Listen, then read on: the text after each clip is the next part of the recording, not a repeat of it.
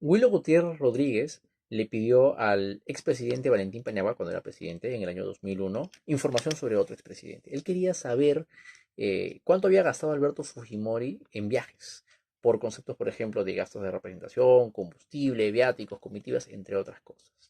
No se sintió satisfecho con lo que le respondió la presidencia de la República, la demandó, la llevó al Poder Judicial. Este caso llegó al Tribunal Constitucional, se elaboró el expediente 1792-2002 habeas data y esa fue una sentencia muy bonita que yo estoy seguro que le va a gustar mucho a quienes quieren participar de la vida, de la vida pública del país, ¿no? Por ejemplo, pues, organizaciones sociales, organizaciones políticas, colectivos ciudadanos, si son periodistas alternativos, les va a gustar. Y es más, esta sentencia tiene para hablar de tres derechos, ¿no? De la autodeterminación informativa, del derecho a la petición y del acceso a la información pública. Pero solamente nos vamos a centrar en el derecho de acceso a la información pública, que ya de por sí tiene una dimensión bastante grande.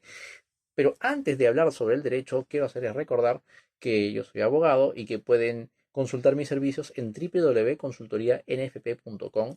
En áreas de práctica están digamos, las áreas donde me desenvuelvo y en específico, pues el derecho de acceso a la información pública corresponde al área de derechos fundamentales y no les voy a hablar más sobre ello. Vamos a empezar a hablar sobre el derecho. Primero, ¿en qué consiste el derecho de acceso a la información pública?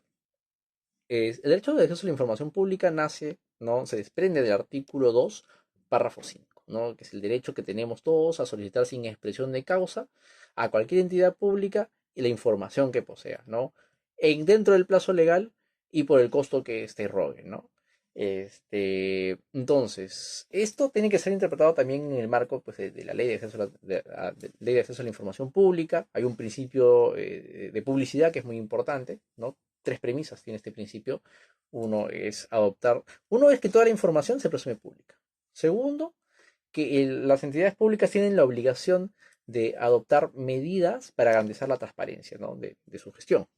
Y tercero, de que las entidades tienen la obligación de entregarle a los ciudadanos la información que demanden, ¿no?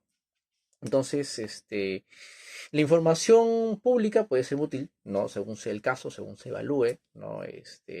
Vamos a suponer, pues, ¿no? No solamente si es que son ciudadanos y quieren ejercer un control, quieren saber si es que hay corrupción o no en su gobierno, también de repente son empresarios y quieren hacer un estudio de mercado y resulta que el Estado tiene una información importante, entonces, entonces es muy válido, ¿no? Es muy relevante.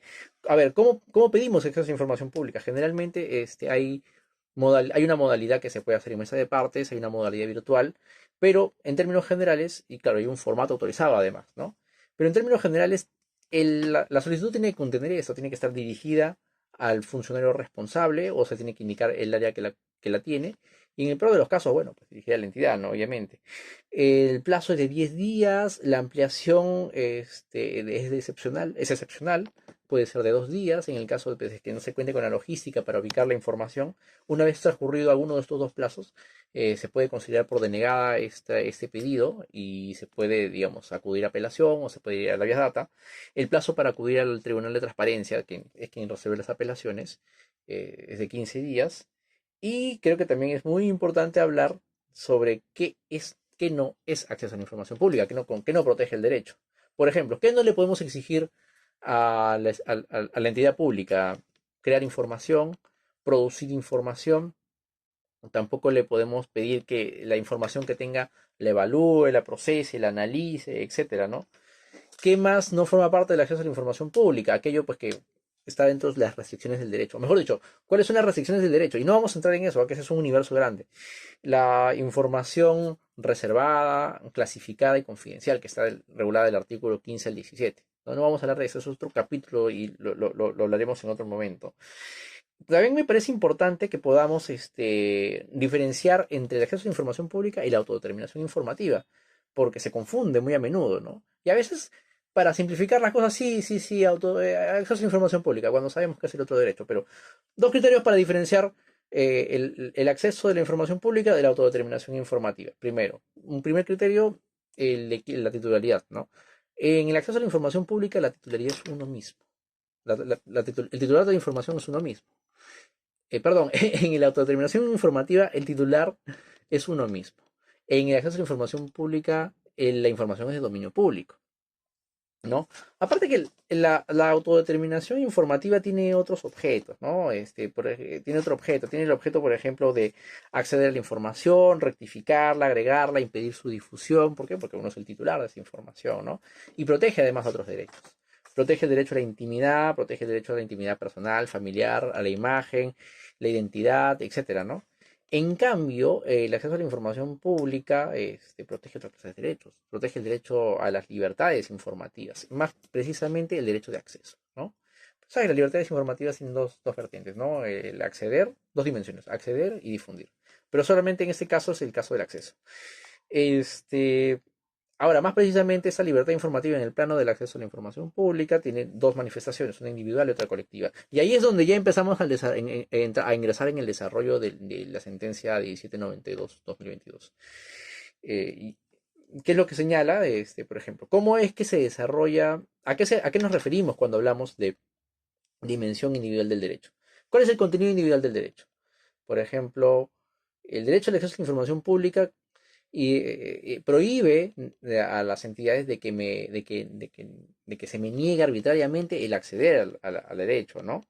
¿Por qué? Porque esto está vinculado a otros derechos de ejercicio individual, como la investigación, la expresión, la opinión, etcétera, ¿no? Y la dimensión colectiva, ¿no? Porque eso es un derecho colectivo, ¿no? Está muy ligado además con la democracia, ¿no? Es el derecho de que tenemos las personas de forjar una opinión pública libre e informada, ¿no? Y esto, digamos, más o menos se asocia a este concepto de Norberto Bobbio que decía, pues, esto de gobierno público, pero en público, ¿no? Ahora ya, ingresando a la sentencia y más o menos ya cerrando esta grabación, ¿cómo es que quedó este caso? En principio, Abuelo Gutiérrez ganó. ¿Y por qué ganó? Porque no solamente no se le había dado la información a tiempo, sino que después de que metió la demanda en febrero, en mayo, el Estado, la entidad pública, le da la información, pero le da una información que la ley dice: "Oye, esto es impreciso, esto es incompleto", ¿no? Por poner un ejemplo, ¿no? Por ejemplo, en una parte del informe se decía de que el señor Fujimori viajó en 1998 en 28 ocasiones. Pero en otra parte, ¿no? Donde hace referencia, pues, a los costos que rogó estos viajes durante ese año, se señalaba que las ocasiones con las que viajó fueron 47, no 28. Otra cuestión es que no estaba incluido en este informe, en esta información, la ocasión en la que Alberto Fujimori estuvo en Brasil, ¿no? Entonces, así es como se crea, pues, un criterio muy interesante que ahora es muy observado, ¿no? Cuando se discute cuando se discute este derecho, ¿no? Primero, de que el derecho a la información pública no se agota por la mera entrega de información, porque si no, pues sería fácilmente burlado este derecho, ¿no? Entonces, aquí en esta sentencia es donde se caracteriza el derecho, ¿no? El derecho al acceso a la información pública es cierto, es actual, es preciso y es completo. Y el derecho se vulnera cuando la información que se entrega es fragmentaria, es desactualizada, es incompleta, imprecisa, falsa, errada y no oportuna. Y bueno, la sentencia fue fundada y con esto creo que acabamos el video y no sin antes recordarles que pueden buscar mis contenidos en TikTok, ¿no? Mediante NFP Podcast, ¿no? Así lo buscan, NFP Podcast. NFP Podcast también para Spotify y en YouTube, bueno, por mi nombre, Nicolás Enrique Fuentes Parodi. Eso es todo y les agradezco mucho su atención.